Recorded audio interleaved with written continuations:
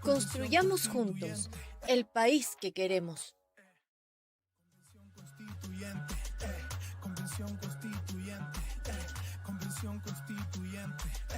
Construyamos juntos el país que queremos. Buenas tardes a todas y a todos quienes nos escuchan desde aquí, desde Radio El Sol de la Florida en el 107.7 FM. Agradecemos una vez más aquí a la señora Magdalena y a la Radio El Sol por permitirnos tener este espacio de conversación con temas relevantes para la Constitución de Chile, para que los vecinos y vecinas de la Florida y de los alrededores estén informados de este importante proceso. Iniciamos entonces el quinto capítulo de nuestro programa Construyamos Juntos el País que Queremos, con nuestros panelistas de siempre, los independientes por una nueva constitución del Distrito 12 que comprende la Florida, La Pintana, Pirque, Puente Alto y San José de Maipo. Bienvenida Paola Romero, abogada y dirigente social desde hace muchos años en la Florida. Hola Pao. Hola, buenos días a todos y a todas, ¿cómo están? A Benito Baranda, psicólogo y fundador de América Solidaria, pintanino de corazón. Muchas gracias, muchos cariños a todos y todas los que nos están escuchando. Hoy Pavel Ayala, nuestro panelista estable, no va a poder participar, está en este minuto con una urgencia, así que le mandamos todas las buenas vibras a él. ¿Hay un llamado? Sí. ¿Aló? Aló. Señora Buenas tardes, buenas tardes ya. Señora Leonor, la habíamos extrañado en los capítulos anteriores. ¿Se recuperó? Estoy enfermita. ¿Cómo ha estado? Ahora ya estoy mejor para hablar. Qué bueno, gracias por llamarnos y por querer compartir con nosotros.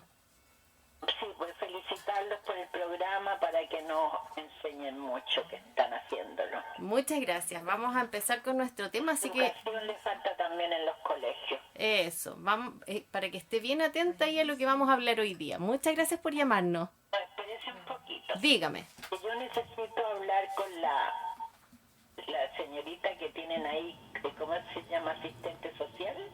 Ah, no, hoy no hay asistente social. No sé. ¿Qué es lo que es la que me dijo recién que lo que era? Es abogada. Paola es abogada. Ah, es abogada. Sí. Dijo otra persona que había, que era... Está Benito Baranda. Está Benito Baranda. Que sí. Por esta lista que tiene, por esta vamos a votar. Sí. Muy bien. Tengo 90 años, no sé si pueda ir. Sí. La vamos a buscar. Ya está vacunada, ya no pasa nada. Sí.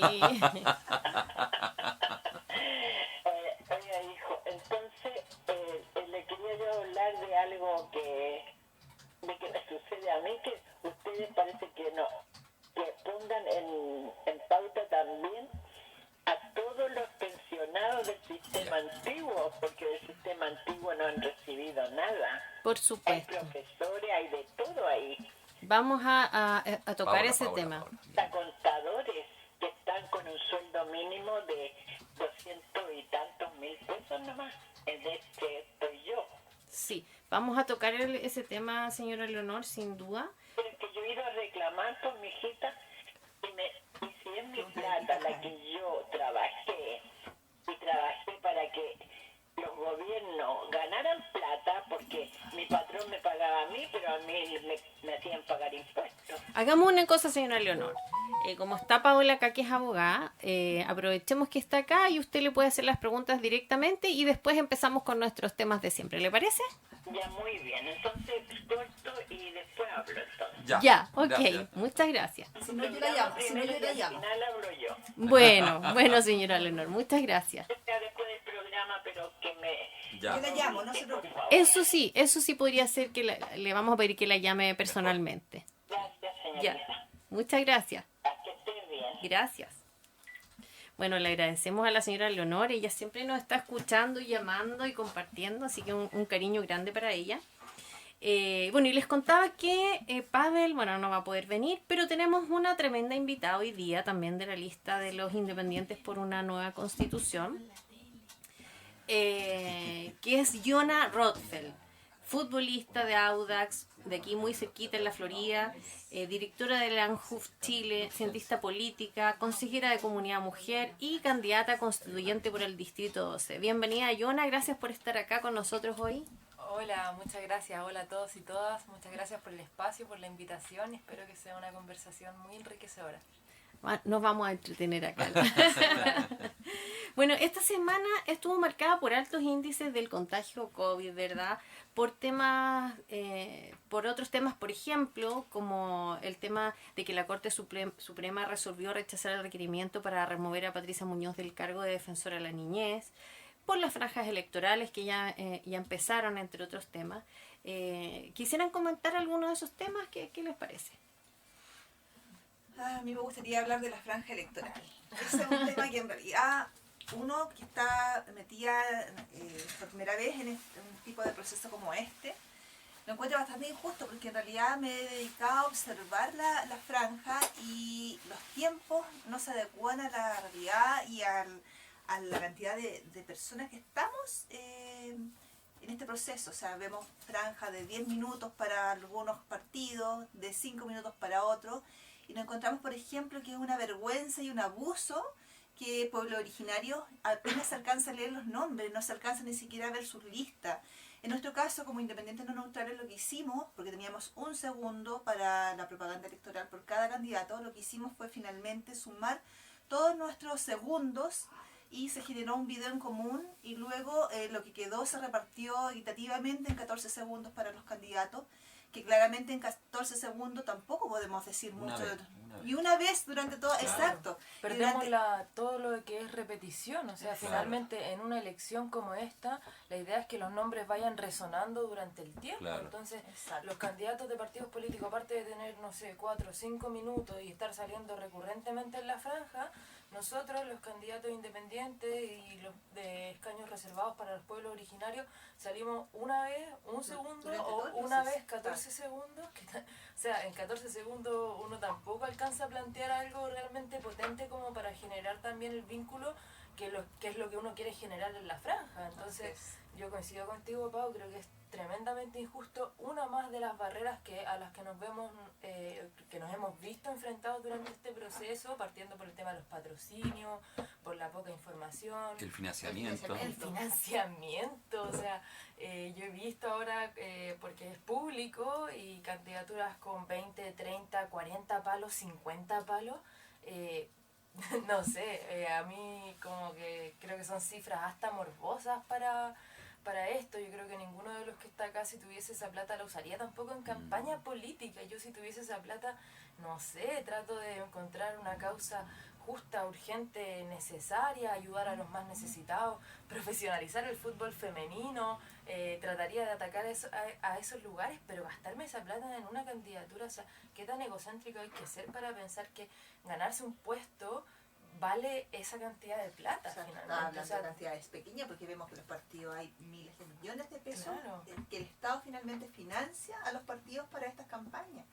Realmente uno desde adentro ahora se van informando de situaciones que en realidad no hay dinero en el Estado para temas sociales, por ejemplo, y sí tenemos un gasto importante en materia eleccionaria, entonces ahí hay que reconsiderar eso, ¿no? Claro, yo creo que en términos de financiamiento lo justo hubiese sido que el monto que se destinaba a los constituyentes, porque hay otro monto por supuesto que es para los municipales y gobernadores, se hubiese distribuido de manera equitativa en todas las candidatas y candidatos, porque los que no estaban en partido, como dice Jonah, tuvimos que reunir firmas.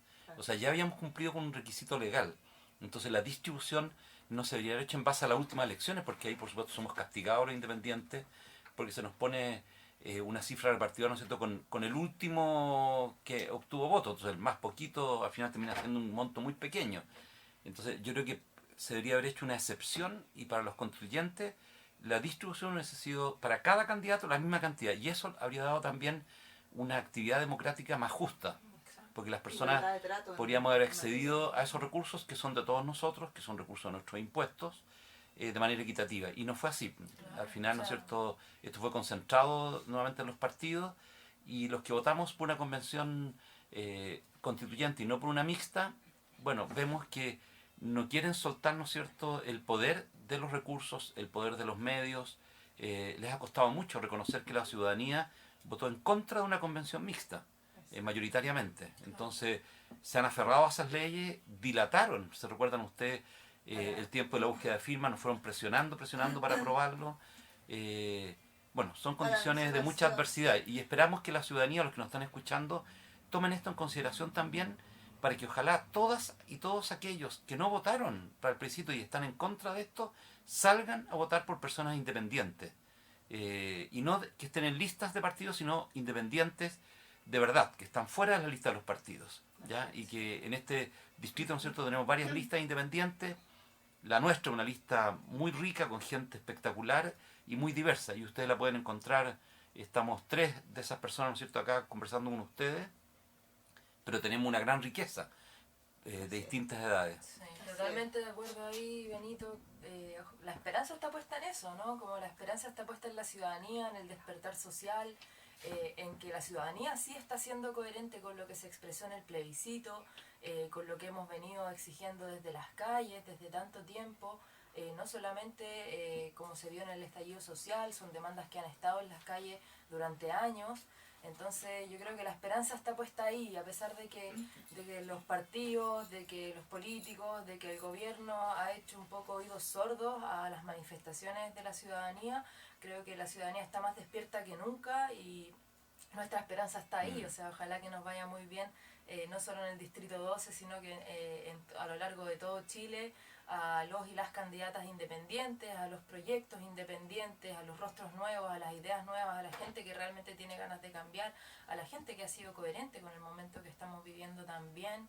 Así que bueno, que nos sigan poniendo trabas, porque estamos acostumbrados ya a jugar en una cancha dispareja. Sí. No nos vamos a achicar, vamos a darlo todo hasta el final. Y nada, yo creo, bueno, yo igual quería poner, ahora me acordé de otro tema hablando de todas estas barreras. Se está hablando fuertemente de correr las elecciones, yo no sé ahí la opinión, claro, no. me gustaría conocer la opinión, yo voy a poner la mía, porque sí, yo entiendo que estamos en una pandemia, estamos en un momento sanitario complejo, delicado en Chile, en la región metropolitana también, pero si vamos a correr las elecciones por un tema sanitario, me gustaría que las medidas sean coherentes y consistentes al resto, porque si corremos las elecciones, pero los malls siguen abiertos, en el metro y en el transporte público no se respetan las medidas sanitarias. Los casinos, ahora que están tan cuestionados. Las ferias, y así un sinfín de cosas, y el Estado se sigue sin hacer cargo de las personas que les piden que se queden en cuarentena, que no trabajen, y el Estado no se hace cargo de entregarles algún financiamiento o algo para que puedan poner comida sobre la mesa. Me parece que no es una medida de cuidado sanitaria, sino que es nuevamente una traba, es nuevamente una dilatación política, que a los que más les cuesta es a nosotros, porque los y las independientes, no tenemos un partido político detrás, como ya lo hablamos, no tenemos un financiamiento ilimitado, muchos de nosotros trabajamos, estudiamos, hemos pedido permiso, estamos malabareando. Yo la verdad no sé cuánto tiempo más voy a aguantar así, porque estoy entre el trabajo, los estudios, el entrenamiento, la campaña política, o sea, estoy durmiendo como 2-3 horas y no sé cuánto más me va a aguantar el cuerpo. Entonces creo que la verdad, ojalá que seamos coherentes con las medidas que estamos tomando. Oye, yo creo que es muy importante poner esos puntos sobre la mesa, porque finalmente la gente que va a votar no sabe lo que viven los candidatos detrás, digamos, no saben qué han apostado por un ideal, ¿cierto? Por una esperanza de cambio, pero también invierten muchos los cambios en sus vidas. Entonces es importante, yo creo, que les cuenten a las personas cómo ha afectado o cómo ha cambiado para ustedes este sistema de campaña un poco. Mira, yo coincido con lo que Yona decía. En realidad sería un flaco favor que nos harían a todo el mundo independiente, real, personas que en el fondo no estamos militando en partidos políticos ni somos parte de partidos políticos. Los partidos políticos tienen su caparazón y su paraguas que claramente ellos van a seguir y están acostumbrados a eso. En mi caso, en lo personal es primera vez que yo me enfrento a un tema de campaña, y así muchos de mis compañeros, o sea, creo que ninguno de mis compañeros se ha visto enfrentado a una campaña anterior. Y así hay muchos independientes que estamos tratando de llevar adelante esta tremendo desafío con mucho sacrificio en lo personal, en lo familiar, en lo económico, en meterse en un mundo que para nosotros es desconocido. Y yo a la gente le digo, saben que yo me siento muchas veces como subiendo el Everest, a pies descalzos o con hawaianas cuando hay algunos ya instalados con su bandera arriba de la cumbre. Entonces, de verdad... Con grandes equipos, sí, bien exacto. equipados. Yo me he visto sola en la calle repartiendo mis flyers y la gente me dice, ¿y andas sola así? Le digo yo, o sea, me dicen, andáis haciendo patria, ¿qué onda? Es que así hay que hacerlo, o sea, la única forma es trabajar con esta convicción de querer cambiar las cosas, y de verdad que para nosotros ha sido un esfuerzo tremendo. En mi caso, yo no soy de las personas que tengo un equipo gigante detrás. Yo trabajo con 2 personas y mi marido, mis hijos cuando tienen tiempo y estoy con la misma fuerza desde el día 1 hasta ahora. Yo me levanto, me despierto en la noche 3 de la mañana, 4 de la mañana y sigo respirando esto. Y me acuerdo de lo que hay que hacer al día siguiente y así, o sea, todos mis días, mis horas están dedicados a esto, cuerpo y alma. Entonces, de verdad que nosotros, que nos vengan a decir, vamos a posponer esto por el tema sanitario, y tú ves que las medidas sanitarias han sido incompletas, que ahora recién, por ejemplo, los permisos colectivos a esta altura estén pidiendo contrato de trabajo cuando la gente desde el día 1 estaba esperando las fiscalizaciones y nunca fueron las fiscalizaciones. Tú no ves gente fiscalizando. Te das cuenta que las medidas están hechas así como parche, una vez más improvisando frente a esta pandemia, y ha hecho que los resultados estén como estén finalmente. Entonces yo considero que no debería posponerse esta votación tan importante para el país además. Benito, ¿cómo lo vives tú? Sí, yo había señalado lo mismo, insistido, me insistieron en la radio el otro día y yo dije, bueno, si el desastre es muy grande, ¿no es cierto? Por supuesto que hay que cerrar la ciudad y a lo mejor no se va a poder hacer, pero escuchando a Eduardo Engel el otro día, decía que la democracia no puede estar sujeta a este tipo de medidas. Hay que buscar cómo ir a votar de manera segura. Y para eso ya el gobierno tomó una medida importante, que fue hacer la elección en 2 días. Esa ya es una medida importante. Nosotros, para que la gente sepa, no solo estamos haciendo campaña ahora.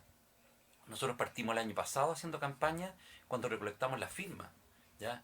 Y nos instalábamos con Pavel, por ejemplo, en la feria, sin recursos, nada, nos instalábamos allí solamente para hacer campaña, ese era nuestro objetivo, y para reunir las firmas para poder inscribirnos. Lo hicimos a través de las redes. En el caso mío personal, pedí un permiso sin goce de sueldo este mes y medio, ya, porque no puedo estar yendo a trabajar, porque el distrito es muy grande, ya, y tengo que visitar lugares que son muy lejanos. Puente Alto, yo conozco más La Pintana, no tanto La Florida y Puente Alto. Tengo, por supuesto, amistades y redes en esos lugares, pero son más pequeñas. Y me invitan a muchas reuniones, a muchos diálogos. Entonces, si no tengo la disponibilidad, bueno, al final hoy día me sostiene mi señora, pero con el trabajo de ella, pero no se puede prolongar tampoco mucho tiempo eso. Entonces, yo creo que lo mejor es que se haga la elección, que se tomen todas las medidas, que se resguarden, ¿no es cierto?, todos los sanitarios, los locales de votación, como se hizo por el plebiscito. Yo fui apoderado en el plebiscito y se respetó todo, se respetó la distancia, la votación fue un día y no hubo dificultad. Yo entiendo que esta va a ser más larga, pero por algo se está haciendo en 2 días, ¿no es cierto? Entonces yo creo que es una buena medida que se haga, que sostengamos y que motivemos que la gente salga a votar y que lo haga en horarios que no congestione mucho, que no espere el domingo, que lo haga ojalá la mitad el sábado, la otra mitad el domingo, que respetemos los tiempos de las personas mayores también, ¿no es cierto?, que se respetaron bastante la vez anterior, fue muy bueno, por lo menos en el local que yo estuve. Entonces, ya se han tomado esas medidas, entonces yo creo que no lo postergaría, porque ya nos ocurrió una postergación anterior, nos acortó los plazos a nosotros, y yo creo que por lo menos para mí es muy difícil sostener una campaña y prolongarla más tiempo, lo que para los partidos a lo mejor es más fácil. Sí, gracias Benito. Bueno, y respecto de esto mismo, de las campañas, ¿no? ¿Cómo han vivido la campaña misma? Así desde el hacer, desde el visitar gente. Yo sé, bueno, ustedes, Pau y Benito, ya nos han contado un poco cómo van en el día a día. Yona, ¿cómo lo has vivido tú? ¿Cómo está ese contacto con la gente? Ha sido una experiencia bien enriquecedora y súper un poco fuera de mi elemento, entre comillas, porque yo siempre he trabajado desde el deporte, desde un ámbito que es muy propio, en el que me siento muy cómoda, en el que me manejo también muy bien, y salir y tener un contacto con personas que de repente no son del ámbito deportivo, del ámbito futbolístico, ponernos a conversar, contarles sobre el proceso constituyente, contarles sobre nuestras propuestas, escucharlos, saber qué viven, cómo viven, cuáles son sus principales preocupaciones, La verdad ha sido muy enriquecedor humanamente, como generar esa conexión con el territorio, con el distrito, con los vecinos y vecinas. Muy lindo, muy agotador también. No en el sentido de conversar con las personas para nada, sino que lo que hablábamos antes, de estar compatibilizando trabajo, estudio, entrenamiento, campaña y un poco de vida personal. O sea, yo me imagino que a Benito, Paula también les pasa.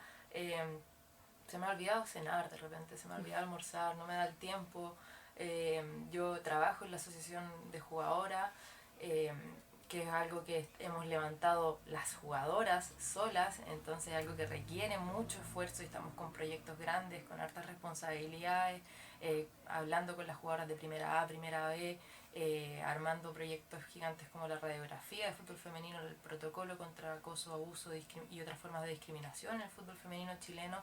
Entonces son proyectos muy cototos, muy amplios, muy grandes y con mucha responsabilidad. Yo, además de ser directora, soy fundadora, soy jefa de la estrategia política, soy vocera de la asociación, entonces me desgasta mucho porque estoy haciendo malabares para compatibilizar todas estas cosas. O sea, yo creo que claro, a todos nos encantaría el escenario ideal, poder tomarnos un permiso, poder tomarnos un tiempo, dedicarnos, tener un presupuesto ilimitado para esto y hacer campaña dura todo el día y así también descansar y comer bien y alimentarse bien. Pero son esfuerzos que valen la pena también. Yo creo que todos cuando nos metimos en esto sabíamos que era un desafío súper importante, súper fuerte, súper difícil. Y aquí vamos, contra viento y marea. Oye, Yona, justo estaba pensando mientras tú hablabas que pasó el 8M y hay algo ahí que tú has sido protagonista antes, durante, pero hace tiempo ya eres protagonista o tu grupo es protagonista, es un colectivo, ¿no es cierto? No tú solamente. Y a lo mejor quizás hablar algo, contarnos algo, a lo mejor la Pau después te va a preguntar más en detalle, pero sería bueno porque también las personas algo conocen a la Paola porque en la comuna ella ha sido dirigente, me ubican a mí porque yo he figurado públicamente, a ti porque eres futbolista, pero no te ubican tanto por esa faceta de trabajo que tienes, que yo creo que algo tan de punta, porque es como que estás abriendo un camino que no se había abierto en Chile, y tú nos contabas el otro día, me acuerdo cuando estábamos juntos, el uno decía, pucha, si aquí en Chile no hay equipos femeninos profesionales, pues yo te decía, son un sindicato. No puede ser un sindicato, me dijiste. Exacto. Y yo quedé choqueado porque dije, pero ¿cómo no van a haber futbolistas profesionales si juegan todo el tiempo los campeonatos? Entonces, quizás contar un poco ese itinerario y qué es lo que te mueve a estar en esto, porque eso yo creo que es parte de lo que te movió a estar acá. Sí, de todas maneras. Gracias por ese pase de línea, Benito. Sí, un pase filtrado. Bueno, la verdad es que sí, es un trabajo que ha sido súper difícil porque creo que es un trabajo que no nos corresponde a las jugadoras tampoco. O sea, yo sueño con que las jugadoras nos podamos dedicar solamente a jugar, a rendir. Que esa no es la realidad que tenemos hoy en día. Yo tuve la fortuna de ser seleccionada nacional durante 7 años, participar en torneos internacionales, sudamericanos, mundiales, los Juegos de Sur que fueron acá también, y en todo ese tiempo siempre sentí que merecíamos más, que teníamos un trato distinto por ser mujeres, lo veíamos, o sea, no solamente comparándolo con la absoluta masculina, sino que comparándolo con las divisiones menores masculinas, teníamos un trato diferente, dispar y peor. Y eso a mí me dolía, siempre me ha dolido mucho, siempre me ha molestado mucho la injusticia. Y desde ese sentir es que en un minuto dijimos, bueno, ya que las autoridades no se están haciendo cargo de darnos estas condiciones de desarrollar el fútbol femenino por un tema de machismo, por un tema de estrechez de mente, por un tema de no entender que la cancha es de todas y de todos, por un tema de no entender que el fútbol es un deporte y como tal no tiene género, por no entender que ese es un espacio nuestro también, nuestro de las mujeres. Y en ese sentido armamos la asociación de jugadoras para defender estos intereses, o sea, para visibilizar nuestra actividad, para pedir mejores condiciones, para exigirle a las autoridades que se hagan cargo de una responsabilidad que es de las autoridades, y lamentablemente nos toca a nosotras hacernos cargo de eso. Entonces, a la multiplicidad de roles que ya la jugadora tiene que tener en Chile, al ser el fútbol amateur acá, que eso significa que estamos estudiando, trabajando y entrenando al mismo tiempo, que eso ya es complejo porque uno debería llegar descansada a entrenar y preocuparse solamente de rendir, pero una llega después de estudiar, después de trabajar, agotada, sin la alimentación correcta, eso ya te baja varios peldaños de lo que es fútbol de elite. Entonces dijimos, bueno, tomemos ese rol, pues entonces además de ser trabajadora, estudiante, ahora somos gestoras de nuestro propio deporte y futbolistas. Entonces hoy día el fútbol femenino acá no es profesional, hay 2 clubes que tienen a todas sus jugadoras contratadas, pero la liga no es profesional. Oye, yo una pregunta en ese sentido, ¿y qué falta para eso? ¿Qué falta para que se profesionalice el fútbol femenino? ¿En qué están las autoridades que no van como ahí avanzando en esas temáticas? Es un tema cultural y yo creo que eso también lo hace tan complejo porque no es algo que va a cambiar de la noche a la mañana y no es algo que cambie tampoco solamente por tener un contrato. O sea, yo creo que el contrato es un poco el último pelo de la cola para hablar de profesionalismo. Veamos las condiciones que tenemos de desarrollo hoy día. Hay equipos que no cuentan con camarines, con agua caliente, con indumentaria correspondiente, que no tienen un plan de trabajo serio, que no tienen un cuerpo técnico, que los clubes ni siquiera las integran, sino que tercerizan. Eso es lo que pasa en la mayoría de los clubes del campeonato nacional, tercerizan la administración del fútbol femenino a una fundación, a una autogestión que hacen las mismas jugadoras, a un tercero. Entonces no es parte integrante del club. Incluso algunos clubes en los que sí es parte integrante del club, como Universidad Católica, lo manejan muy mal porque lo ponen con una prioridad 4ª, 5ª, 6ª, la verdad es que no importa y todo lo bien que lo hace Católica en el masculino no se traduce al femenino, ni en un 10%, o sea, Católica femenino nunca ha llegado a una final, nunca ha conseguido un puesto importante, ha clasificado pocas veces a playoff, y eso es porque el club no se ha interesado en desarrollar la rama como corresponde. No, y lo vimos en esa escena tan triste que fue lo de las camisetas. ¿Te acuerdas que contrataron modelos para mostrar las camisetas y no fueron las futbolistas las que mostraron sus camisetas? Exacto. Y que sentimos un dolor tremendo. Yo me acuerdo que estaba viendo con mis hijas la televisión y decían, pero ¿cómo decían? Porque en vez de tenerlas las mismas futbolistas del club presentando la nueva camiseta femenina, llevaron unas modelos. Sí. No tienen Entonces, el contrato profesional de los hombres. Claro. Y eso es una muestra como súper evidente y súper representativa de cómo nos ven.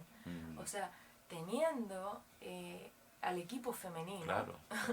hacen una presentación de la camiseta y presentan la camiseta masculina y la femenina, y para la masculina está el capitán, el jugador, y para la femenina está una modelo. Una modelo. ¿Y qué pasa con el equipo femenino? ¿Quién lo arma eso? Eso no sé quién lo arma, no sé quién lo piensa, yo creo que es lo pero cultural, es del club, claro. es una línea del club. O sea, nadie en el club, nadie de los auspiciadores, nadie dijo, Valoró. ¿y si usamos una jugadora para presentar la camiseta? Claro. Y eso pasó en Católica, y eso pasó en Colo Colo, y eso pasó en la Chile. Y después de un reclamo y después de generar polémica, eso está cambiando. Y son Oye, señales que qué tienen... fuerte, porque en el fondo uno siente que el mundo va cambiando y que las mujeres hemos logrado ciertos espacios, pero no es así. O sea, el cambio cultural va bastante más atrás todavía. Bueno, yo creo que ahí, Paola y Yona, yo creo que cuando se ha hablado de una constitución más feminista, que sea atravesada, ¿no es cierto?, yo creo que en eso hay harto que discutir, ¿no es cierto? Porque como tú bien dices, Yona, yo creo que como es tan cultural, tú lo tienes que ir cambiando también con afirmaciones fuertes constitucionales, Claro, que te provoquen ese cambio, como ocurrió con la convención mixta. O sea, perdón, la convención paritaria, ¿no es cierto? Porque tú tienes que hacer una afirmación y decir, ¿sabes qué más? Esto hay que cortarlo. Por ejemplo, todos los entes de gobierno que son colegiados deberían ser siempre paritarios. Por ejemplo, buscar la manera de ir modificando esa cultura. Exactamente, y que en este caso, por ejemplo, Yona pudiera dedicarse sin una presión externa a desempeñarse en su carrera futbolística. Claro. Pero bueno, son luchas que uno toma, y me imagino que en esa lucha también tiene grandes satisfacciones. Sí, o sea... Y desde ahí te motivas para tratar de entrar acá en este proceso. Eso, claro, eso es lo que me trajo a estar acá, porque entiendo también que desde el deporte, o sea, que el deporte es político, que el fútbol es político, que tenemos algo que decir, que las luchas que hemos dado nosotros los futbolistas y los deportistas es una lucha muy similar a la que se da socialmente. O sea, la precarización laboral, el sexismo, la discriminación, la injusticia, son cosas que vemos y que vivimos en la cancha y que vemos y vivimos como sociedad. entonces tenemos mucho que decir, tenemos mucho que aportar. Y en ese sentido yo creo que, claro, o sea, hemos avanzado mucho y es muy satisfactorio ver ahora que hay transmisión por televisión del campeonato femenino, que la Libertadores la está transmitiendo en un canal de TV abierta. Eso no pasaba hace 4 o 5 años. Hace 4 o 5 años durante una pandemia no se hubiese hablado del fútbol femenino y el año pasado fue el deporte que retornó, o sea, retornó la profesional masculina y la amateur femenina. Y eso crea un poco cultura también, el que haya niñas, por ejemplo, que las vean como una posibilidad, que vean el fútbol como una posibilidad. Claro, o sea, para mí eso fue uno de los motivos principales por la creación de la asociación, un poco cimentar la base o el camino para las que vienen, para que no les cueste, no les sea lo difícil que ha sido para nosotras. Mi generación, yo no tuve referentes jugadoras mujeres, mis referentes eran hombres. Yo quería jugar con Kaká, con Ronaldinho, con Zidane, con Pirlo. Yo me imaginaba, soñaba despierta y soñaba en la noche jugando con ellos, porque no tenía referentes femeninas y no era que no existieran. Marta llevaba ganando 3, 4 balones de oro, pero no llegaba a Chile, no se visibilizaba. Todos los comerciales que habían de Milo, de fútbol, de lo que sea, de deporte, eran de hombres. Yo no veía a una niña jugando en una cancha, y cuando yo jugaba en una cancha no veía a otras niñas tampoco, estaba yo sola. Entonces eso es súper duro y es súper complejo para una mujer, para una niña, de decir, chuta, tal vez no es mi espacio. Si soy la única, si todos me están diciendo que no, si no hay fútbol en televisión, si nunca he visto mujeres, tal vez en verdad no es mi espacio. Y uno se lo cuestiona, y yo he tenido muchas compañeras que han dejado de jugar, yo dejé de jugar en algún minuto, y hasta el día de hoy tengo compañeras que tienen que dejar de jugar porque tienen que optar entre trabajar o jugar fútbol, y jugar fútbol no te está entregando un sueldo en este minuto, entonces tienen que trabajar, no hay otra manera. Oye, y en ese sentido también te vi con el cuento, ¿no? Con aparecer en estos cuentos para niñas. Ay, sí. Que creo que es algo muy bonito que podrías contarnos. Ay, es que todavía no lo puedo creer.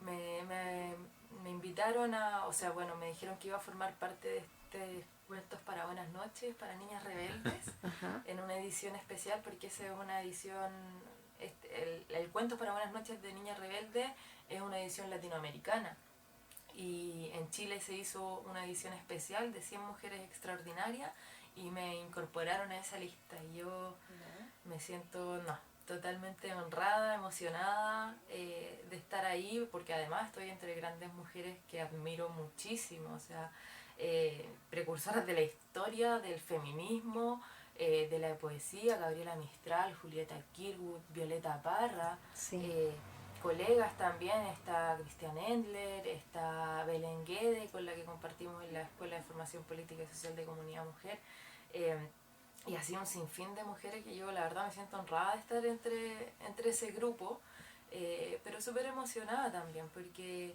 tampoco teníamos esos libros. Yo no tuve un libro para niñas rebeldes. Nosotros menos, pues, imagínate. Entonces, pero estábamos de rebeldes igual ahí. Creo que eso es súper importante, porque en una plana con una historia súper concreta visibiliza desde distintas veredas y distintas dimensiones mujeres extraordinarias, con historias muy lindas y referentes reales. De repente en mi generación tuve referentes, o siempre los referentes, o los políticos mismos, o las autoridades, se distanciaban de lo humano, se distanciaban de la gente, por eso estamos en el minuto complicado que estamos también.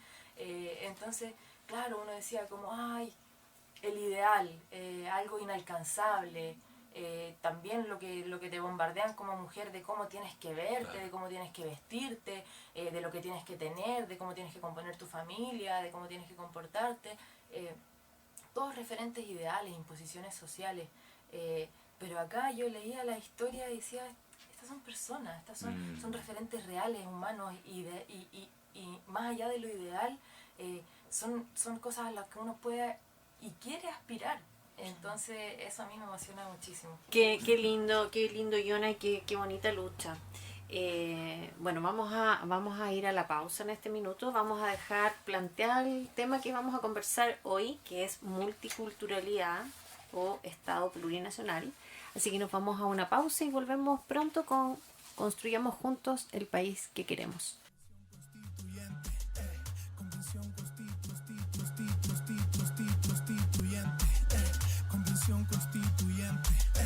Construyamos juntos el país que queremos.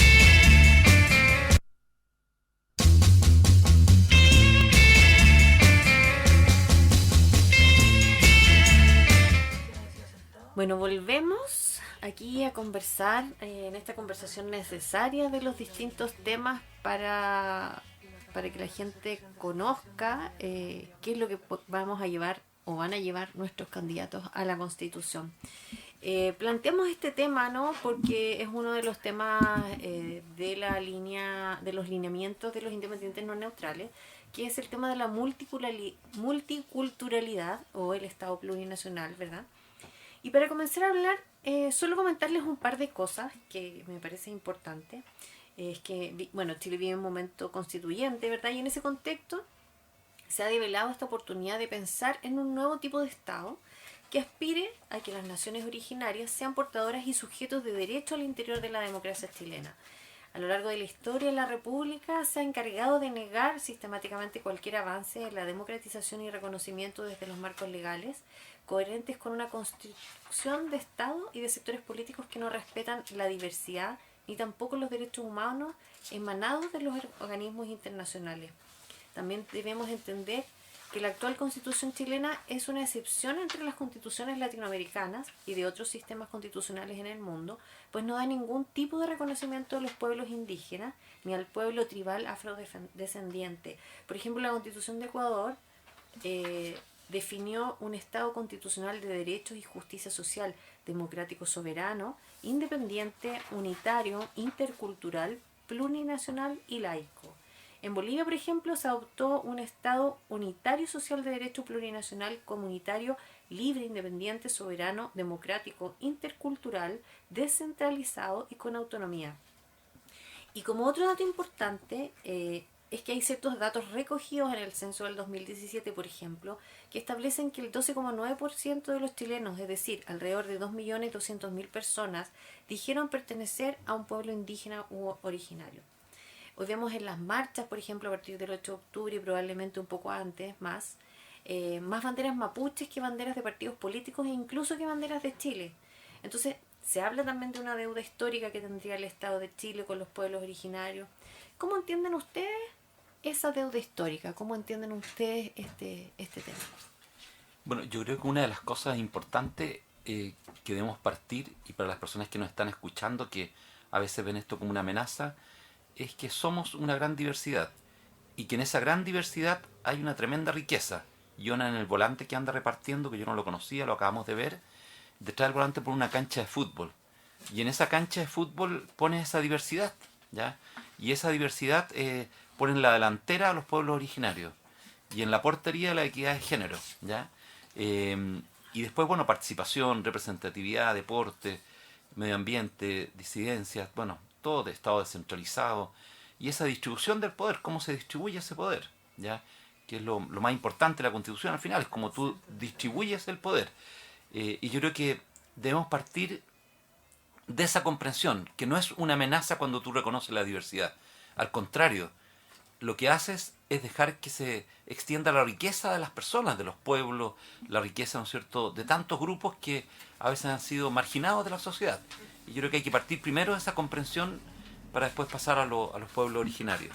Sí, ahí yo totalmente de acuerdo con lo que dice Benito, especialmente porque encuentro que es súper primitivo o súper medieval esta concepción de le tengo miedo a lo diferente, le tengo susto y por eso no lo entiendo y no lo reconozco y no lo valoro y lo limito y no me molesten con eso. Y creo que eso es un poco lo que pasa con nuestros pueblos originarios. A mí me duele el alma, el trato que le damos a nuestros pueblos originarios, siendo que les deberíamos tener un valor, un reconocimiento político, autonomía, pero un valor a las raíces. O sea, esta es su tierra.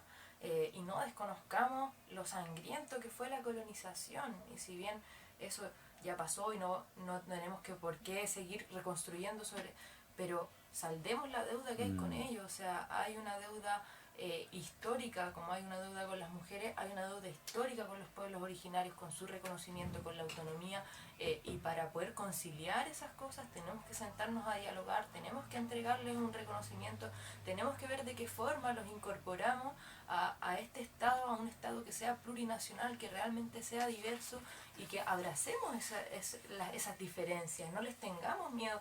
Eso es muy medieval, tenerle miedo a lo distinto.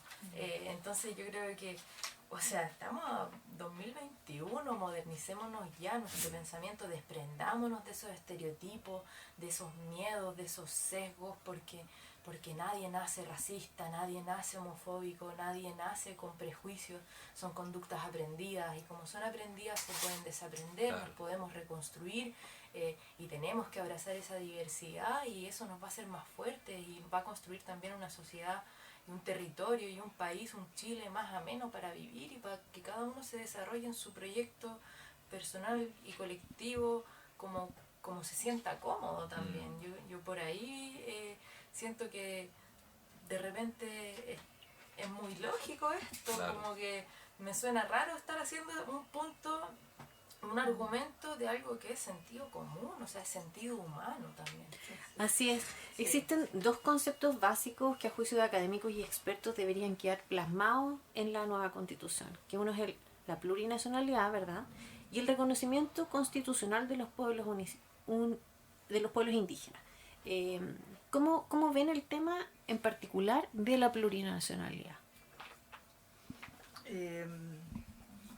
Yo creo que en primer lugar debemos reconocer, o sea, tú hablas del reconocimiento de los pueblos indígenas y como bien decía Yona y Benito, acá nosotros tenemos una deuda en general de recordar que en el fondo ellos estuvieron antes que los colonizadores inclusive, y que no son, o sea, si bien es cierto algunos no se sienten parte de este pueblo chileno, han intentado y han hecho esfuerzo para ser parte, pero en definitiva hay muchos que no quieren aceptar eso. Entonces, negarles la posibilidad a que se les reconozca cierta autonomía, se les reconozca su identidad, su cultura.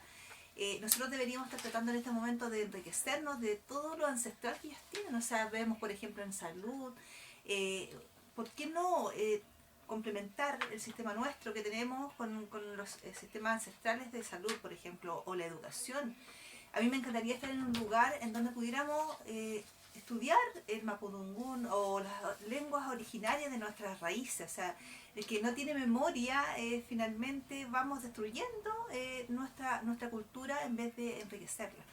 Yo creo en el reconocimiento a los pueblos originarios de todas maneras, y ya es tiempo de que estemos también a la altura de las normas internacionales que Chile ha ido adoptando en el tiempo. O sea, ahí tenemos un gran debe, al igual que en tantas otras materias, en materias de niños, niñas y adolescentes, en temas de derechos sociales, que si bien es cierto se firman tratados, pero después en la interna Chile tampoco hace mucho para empezar a proteger y resguardar esos derechos o esos tratados que finalmente uno va firmando.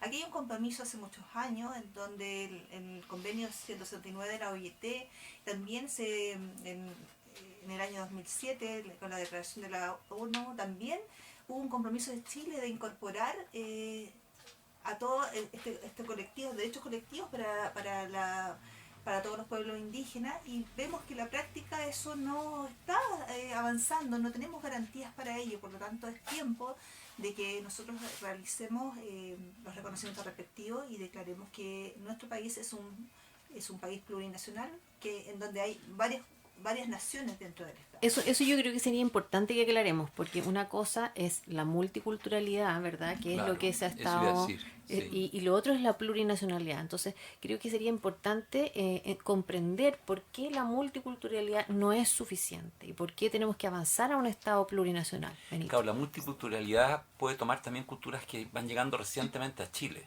Y nos tenemos que entender, todo el mundo, lo que decía Yona, que es menor que nosotros, ella comprende que esto es algo natural al ser humano. Pues si todo el mundo es multicultural, tú ves la cantidad de migración que llega, Exacto, que trae otras tradiciones, y lo plurinacional es diferente porque son los primeros pueblos, como bien decía Paola, los pueblos que estaban antes de la llegada de los europeos, no son los pueblos que llegaron después o que llegamos después, mis abuelos que llegaron en el siglo pasado, o Lorena, mi esposa, que sus padres llegaron de Ecuador. Eso son personas que hemos llegado después. Lo que se habla, ¿no es cierto?, el reconocimiento es de las naciones preexistentes al Estado de Chile, ¿ya? Y esas naciones preexistentes, que son los primeros pueblos, bueno, las tenemos algunas todavía con mucha vida.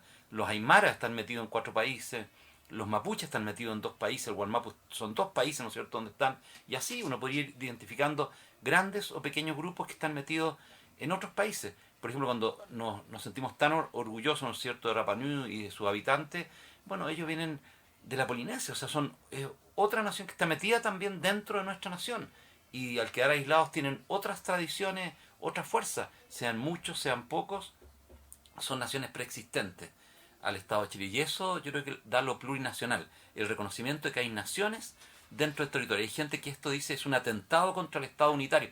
No hay ningún atentado contra el Estado unitario.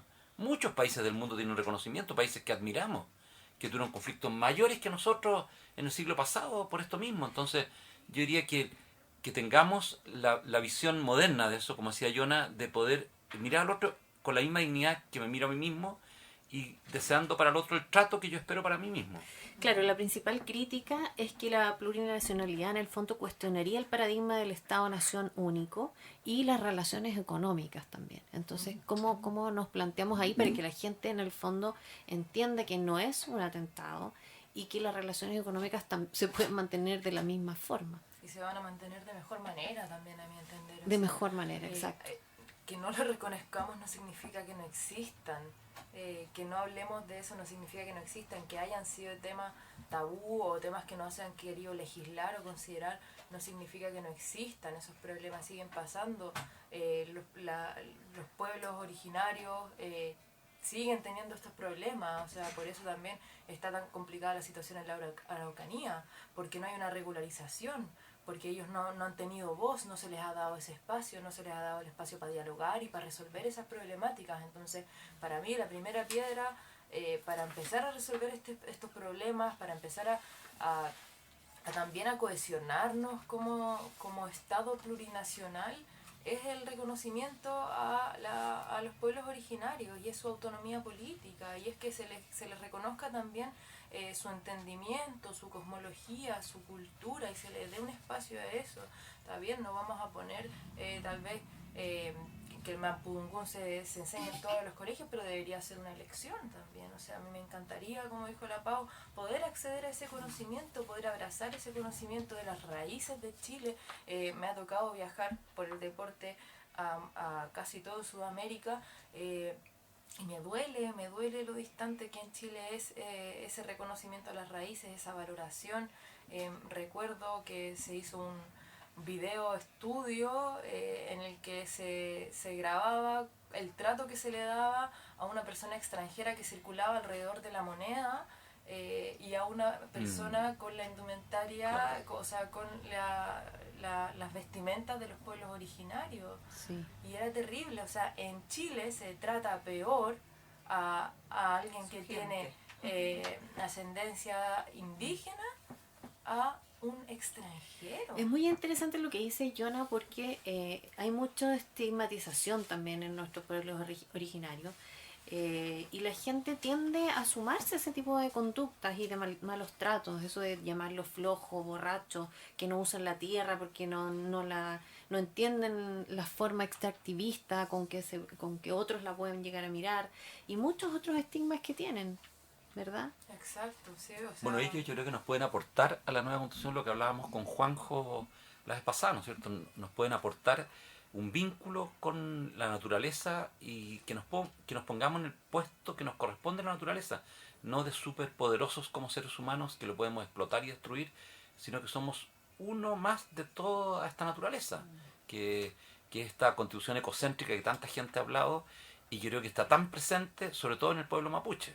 Ya está muy presente en el pueblo mapuche, en esta cosmovisión a la cual se hacía referencia antes, ¿no es cierto? Yo creo que eso también puede ser parte del regalo que esos pueblos nos pueden dar a la nueva Constitución. Y quería hacer una observación allí que la prueba hoy día de los escaños reservados para la constituyente puede ser un buen presagio que tengamos escaños reservados en el Parlamento. como lo tienen los otros países, lo han construido así. Entonces tú partes generando. Entonces la persona, por ejemplo, en La Pintana, donde la mayor cantidad de los mapuches están en la zona urbana, de hecho uno de los elegidos, ¿no es cierto?, elegidas en este distrito va a ser mapuche seguramente. Bueno, han venido a hacer campaña los candidatos nacionales. Y yo estuve en presencia de 2 candidatos que son del sur que vinieron a hacer campaña en una ruca mapuche donde yo no buscaba votos, porque no las personas van a votar por los mapuches. Exacto. Pero escuché todo el rato lo que estaban hablando. Entonces decía, qué impresionante. O sea, si ya tienen escaños reservados acá, lo podemos hacer después en el Parlamento. Puede quedar contemplado en la Constitución que es así. Como puede quedar contemplado que para que funcione el Parlamento tiene que ser paritario. Si ya lo vamos a aprobar ahora. Entonces, yo creo que esos mecanismos pueden ayudar también a que ellos sean tan parte de la construcción del Estado más grande, que es donde está puesta la nación de ellos. Claro, y ojalá que al igual que el tema de la paridad, el tema de los escaños reservados sea un precedente y que vaya permeando todo nuestro sistema electoral y legislativo, y que realmente le podamos dar ese espacio, no solamente a través de la nueva Constitución, sino que ese espacio político, de acceso, de poder, de acceso a esos espacios de poder y de toma de decisión, para que tengan una representación real. Yo creo que el tema de la representación es un tema súper importante que estamos viendo hoy día en este proceso constituyente, y si tenemos la posibilidad de estar mejor representadas las mujeres, las disidencias, la diversidad de personas que habitamos el territorio, tiene que sí o sí haber un espacio que sea reservado para los representantes de los pueblos originarios. Y que se logren expresar, digamos, en toda su cultura, ¿verdad? Porque es como, a veces cuando hay culturas distintas, juzgar a una cultura, me refiero a juzgar desde la ley, por ejemplo, a una cultura que tiene otras formas, se forma ahí un choque, ¿verdad? Claro. Entonces, no sé si podemos explicar un poco eso de la libre determinación que explican los no neutrales para el Estado plurinacional con libre determinación. Bueno, lo que se busca allí es lo que han logrado otros pueblos similares en otros países. Esto, ¿no es cierto?, en Nueva Zelanda, también en el caso de Canadá, que son pueblos pequeños, en el caso de Canadá no son pueblos gigantes, y que se les da la autonomía para que también ellos vayan teniendo sus propias autoridades territoriales. Exacto. Y que vayan tomando decisiones dentro del Estado y la legislación de la nación, ¿no es cierto?, vayan teniendo sus propias. El otro día una persona que sabe bastante de esto, que es mapuche, decía, por ejemplo, muchas de los grandes grupos indígenas de Estados Unidos tienen sus propias policías, que están, por supuesto, vinculadas a las otras policías y tienen reglas similares que las otras policías, pero son mucho mejores para actuar en los territorios que las policías externas, que llegan a veces con mucha violencia, sin conocimiento de la cultura y sin respeto a esa cultura. Entonces, porque comprenden de fondo las formas. Claro, y cuando se dice la libre determinación se ve como una amenaza, pero piénsenlo ustedes en las personas que los rodean. Cuando las personas logramos grados altos de autonomía, ¿no es cierto?, la psicología demuestra que tú lo que buscas es la interdependencia. O sea, tú puedes tener una autodeterminación, ¿no es cierto?, pero inmediatamente entras en interdependencia con otros, porque viven en comunidad. O sea, no eres una isla, no vas a ser una isla separado al resto. Que esa es la amenaza, ¿no es cierto?, que mucha gente siente de repente, dice, no, es que se van a separar. Y digo, no, al contrario, van a reconocer su propia identidad y desde la riqueza de su identidad se van a vincular con nosotros. Desde el respeto y desde la legitimación. Claro. Sí. Yo quería comentar algo antes. Ayer nosotros tuvimos un conversatorio muy interesante con una abogada que se dedica al tema de pueblo originario. Manuela Arroyo. Y además con Félix. Félix no lo puedo pronunciar. Cuauplen. Voy a leer con él. Y él, mapuche, nos daba la mirada de cómo quería... Queupul. Félix Queupul. La mirada de cómo ellos querían llegar a esa autonomía finalmente.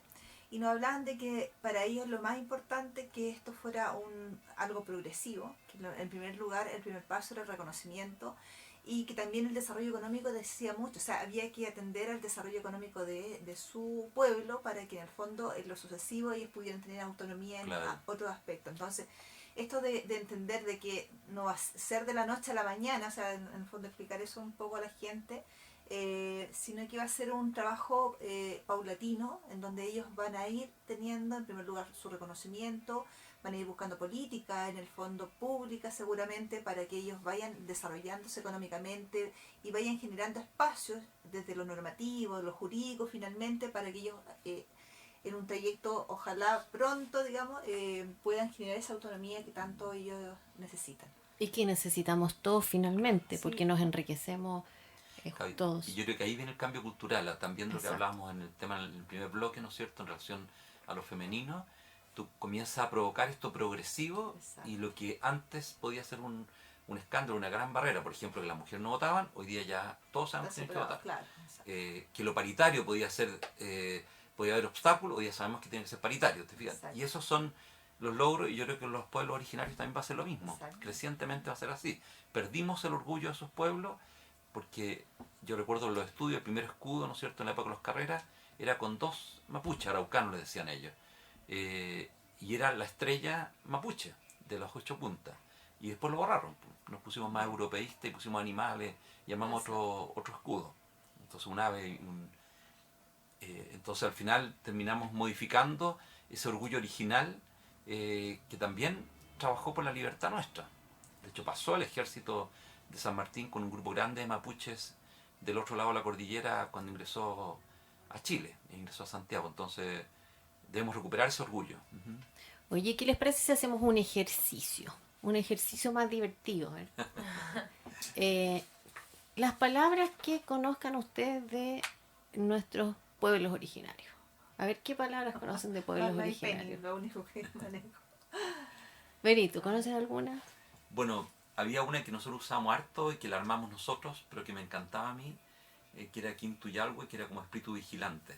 Ay, qué bonito. Y la usábamos mucho. Y claro, la mía, no sé, lo que uno escucha cuando visita a las comunidades, ya, Mari Peña, uno lo pronuncia muy mal, pero cuando lo pronuncian ellos, sí, claro, no, es distinto. Ayer Félix se despidió, hizo todo un párrafo, claro, y no entender nada de lo que él estaba diciendo. Bueno, y guata es mapuche. Sí, pues. Bueno, eso les iba a decir, claro. ir a palabras que conocemos. Yona, ¿tú conoces alguna? Para mí, Newen, la palabra que es fuerza, que es la que más se repite también. Que el Newen, el espíritu del claro. Sí, bueno, durante el estallido social, en las calles, como Newen, compañera, se repetía harto y a mí me queda siempre dando vueltas. Y bueno, los nombres de los lagos en el sur. Sí, yo siempre voy al sur de vacaciones con mi familia, somos de camping, y vamos a ir recorriendo los lagos, entonces ahí el Ranco, el Panguipulli, el Colico, y siempre preguntábamos qué significaba, y aguas profundas, aguas oscuras, todo eso. Maihue, Lanalhue, Riñihue, claro. Pau, ¿tú conoces alguna palabra en lo cotidiano? Oye, parece que les voy a ganar hoy día. ¿En lo cotidiano? Sí, en lo cotidiano. No. Hay hartas palabras cotidianas. Miren, yo les voy a decir algunas. Miren, a lo mejor cuyín. ¿Qué es cuyín? Plata. La plata. Bien, la señora Magdalena. El cuyín es la plata. Y caleu. ¿Qué es el caleu? No sé ni idea. El pan. ¿El pan? El pan. Mira. No tenía idea. Mari con puchén. Ese es hola, compañeros. Así que vamos a saludar. Lo dicen mucho. Vamos a saludarlo. Vamos a saludar entonces a nuestros pueblos originarios así, Mari con puchén. Y nos vamos a despedir, Vamos a pedirle a Yona que nos cuente dónde la pueden encontrar, cuáles son sus redes sociales. Sí. Bueno, nada, primero agradecer el espacio a los auditores y auditoras que han estado escuchando. Mi nombre es Yona Rothfeld, es complejo, es raro, es como Fiona sin F. Me pueden encontrar en mis redes sociales, Yona Rothfeld, sin punto ni guión entre medio, tanto en Instagram como Twitter y Facebook. Mi página web donde está un poco mi historia, mis propuestas y nuestras propuestas como lista, es www.yonarothfeld.cl. También la pueden encontrar ahí. Si tienen problemas con el nombre, ustedes escriben Fiona sin F en Google y probablemente les aparezca ahí futbolista o alguna noticia al respecto de la lucha que hemos llevado en el fútbol, en el deporte como mujeres. Así que ahí también me pueden encontrar, y la invitación un poco para cerrar y agradecerles también, Pau, Benito, a la radio, a todos los que nos pusieron acá hoy día. La invitación es que se involucren con nosotros, que lean nuestras propuestas, que si les hace sentido nuestro proyecto, y que yo creo que sí les va a hacer sentido, especialmente nuestro proyecto independiente, que nos acompañen, que se unan, que sean parte de este equipo, que sean parte de este proceso, porque la verdad es que el proceso constituyente no lo vamos a llevar solamente los y las candidatos o los que vayan a quedar en la constituyente, sino que es algo que la ciudadanía tiene que estar activamente participando, siendo parte, levantando sus preocupaciones, y nosotros, los candidatos y candidatas, ser puente con la ciudadanía. Así que la invitación es eso, es a que nos conozcan, a que nos apoyen y principalmente a que se involucren con este proceso y podamos construir una política distinta y una política que sea representativa de todos y todas los chilenos y chilenas. Bueno, los invitamos a seguir conversando, a conversar de este tema de los pueblos originarios, a seguir debatiendo, a poner este tema en la mesa, a seguir investigando. El próximo jueves hablaremos junto a nuestros panelistas Paola Romero, Pavel Ayala y Benito Baranda sobre descentralización. Y quedan todos invitados a seguir conversando en sus casas y por supuesto invitados para que el próximo jueves construyamos juntos el país que queremos.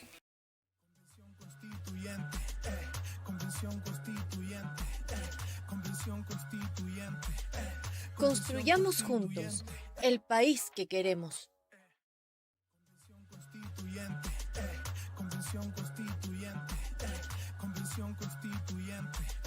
Construyamos juntos el país que queremos.